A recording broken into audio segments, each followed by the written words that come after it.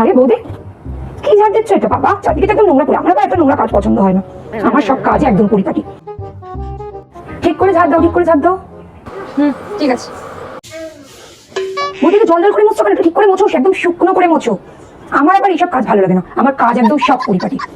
এই জন্য আমাকে শ্বশুরবাড়িতে এত ভালোবাসে। বৌদি জামা কাপড় কি রান্না করেছো তুমি? সব তো কিরকম কুচকে কুচকে রয়েছে। আমার না এসব কাজ একদম ভালো লাগে না। আমার সব কাজ একদম পরিপাটি। এটা নিয়ে তোমার শ্বশুরবাড়িতে একদম ভালোবাসে আমাকে। সব তো সব ঠিক করে করো। হ্যাঁ ঠাকুরজি, এটা তো আমি বুঝতেই পারছি যে 100% তুমি বিয়ের আগে লোকের বাড়িতেই কাজ করতে। হ্যাঁ, আর তোমার শ্বশুর বাড়িতে তোমাকে এত ভালোবাসে যে তুমি বাপের বাড়ি এসে 6 মাস ধরে শুধু গন্ডা টিন্ডা গেলো আর বস বস করে ঘুমাও। বৌদি তাই আজ থেকে এই বাড়ির সব কাজ তুমিই করবে, কারণ তোমার মতো এত পরিপাটি করে আমি তো করতে পারি না, বলো? হ্যাঁ হ্যাঁ নয় হ্যাঁ।